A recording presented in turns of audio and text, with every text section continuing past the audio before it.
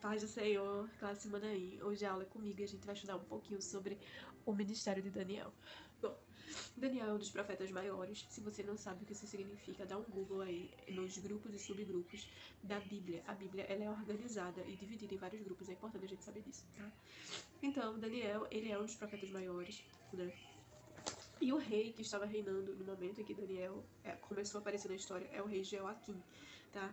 Esse rei, conforme as escrituras, lá em 2 Crônicas 36, 5, ele foi um rei que fez o que era mal perante os olhos do Senhor, tá bom?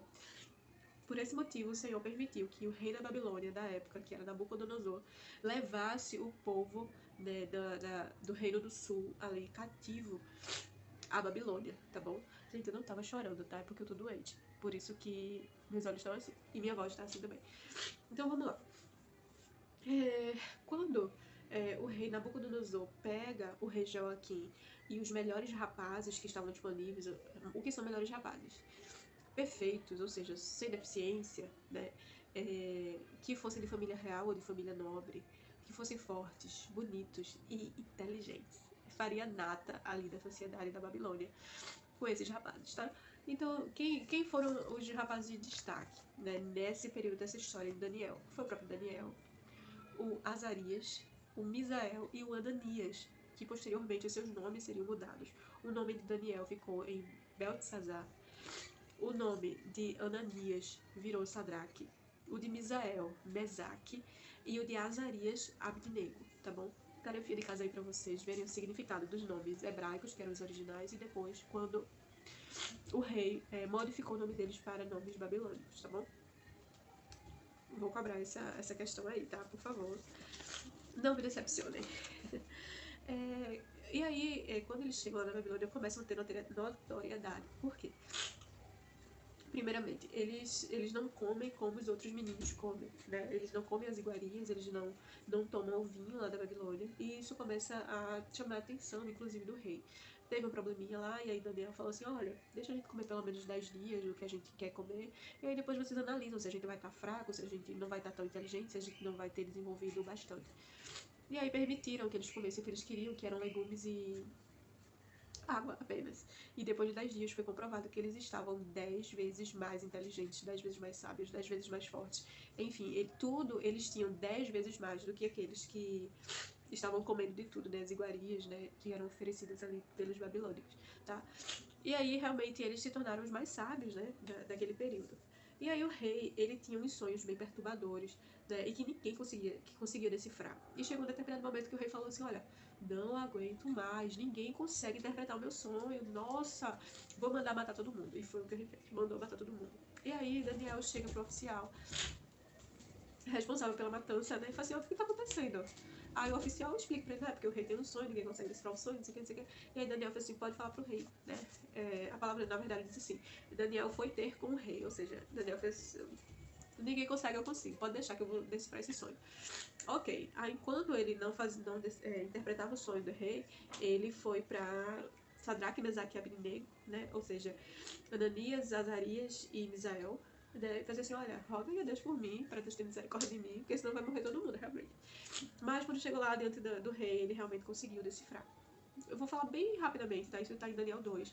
O rei, ele sonhava com uma estátua que tinha ouro, que tinha bronze, que tinha prata, que tinha barro, enfim. São várias as descrições da estátua. E aí Daniel, ele decifrou, enfim, o que aquilo significava. Porque, assim, depois de um tempo, quando a estátua estava bem esplendorosa, vinha uma pedra, né, e acabava com a estátua. E essa pedra se transformava num monte que a palavra não é dominava o mundo, mas assim, tomava conta ali de todo o espaço.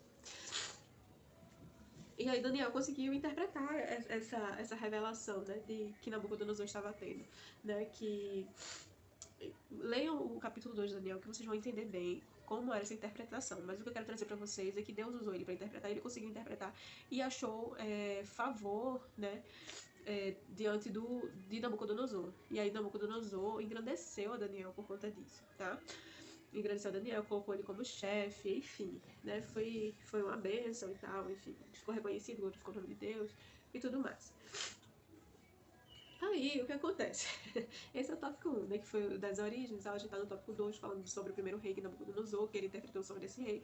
E aí depois passou-se um tempinho, o que Nabucodonosor fez? Vou fazer a estátua. Ele pega, manda construir a estátua, não sei o que, lá. Quando a estátua tá esplendorosa e tudo mais, o que acontece?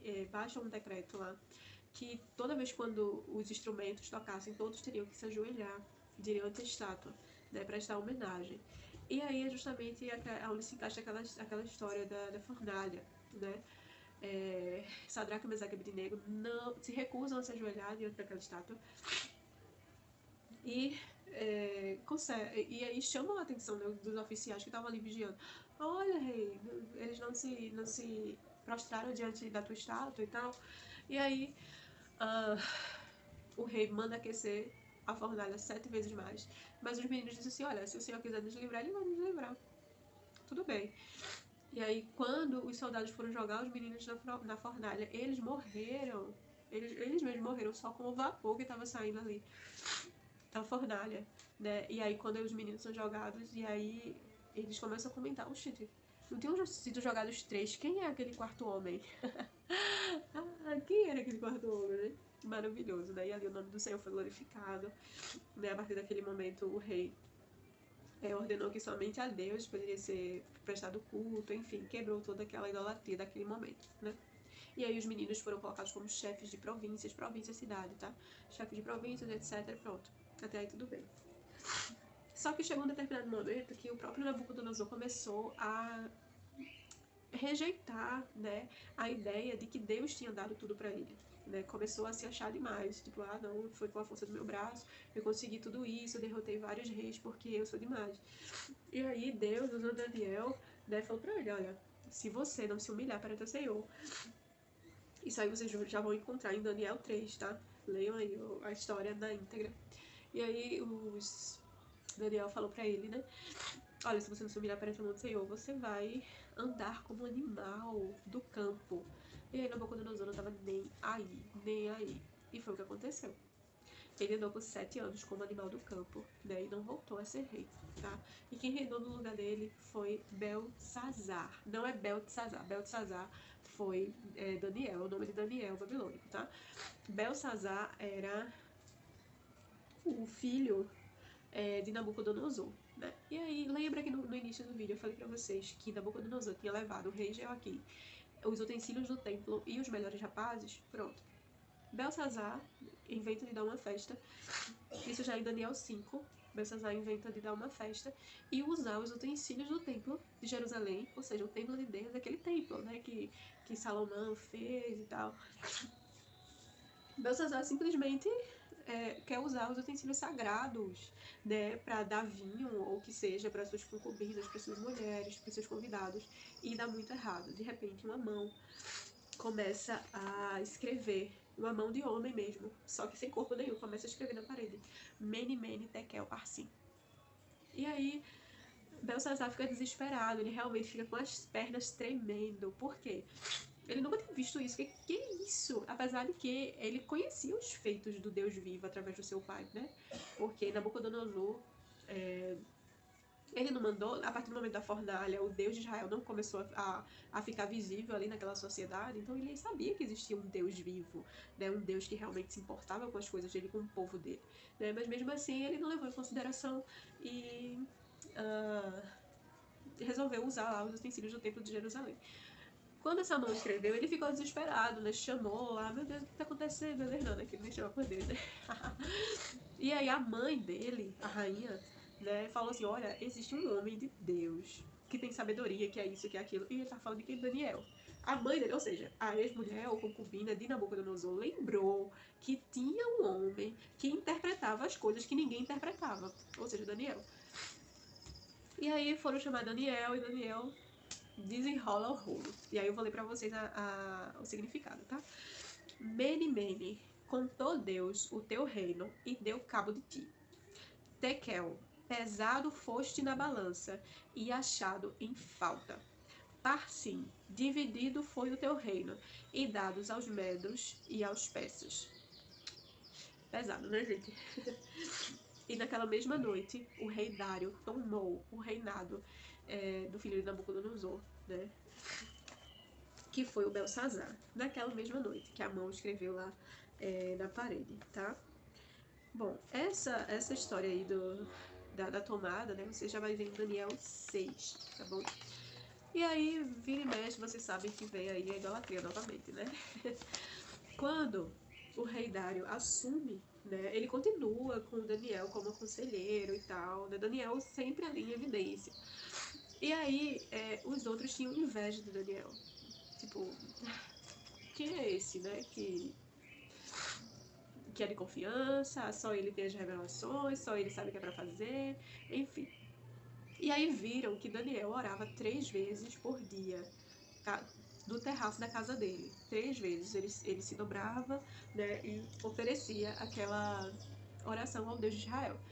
E aí os caras pensavam, vamos baixar um decreto, né, no qual durante 30 dias ninguém possa orar, adorar ou fazer outro tipo de reverência a outro, senão ao rei Dário.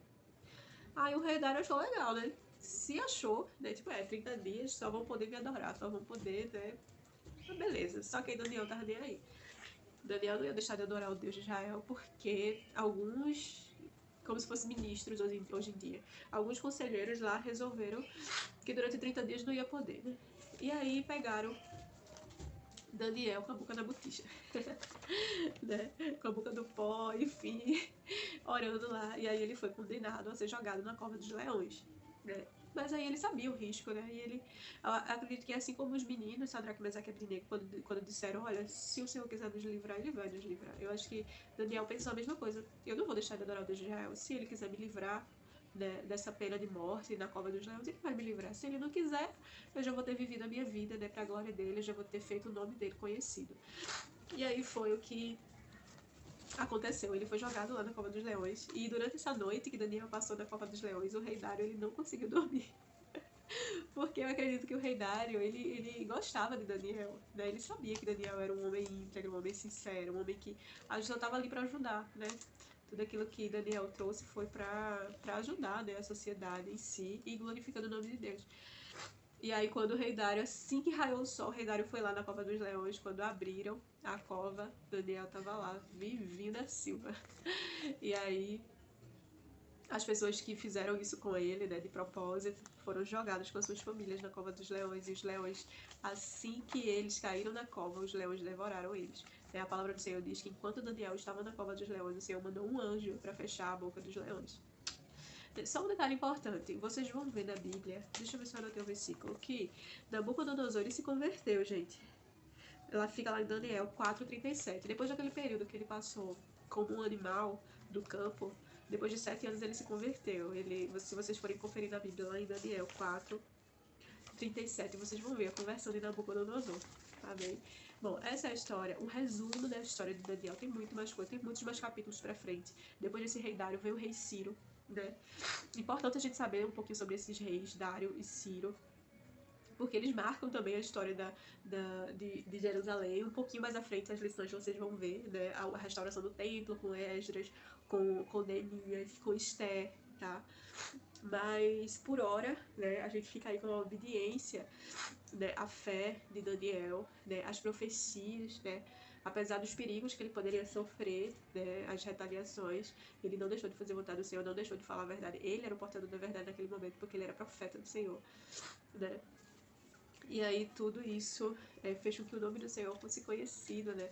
E que aqueles homens pudessem ver a glória, né? O conhecimento, o entendimento, né? A soberania de Deus.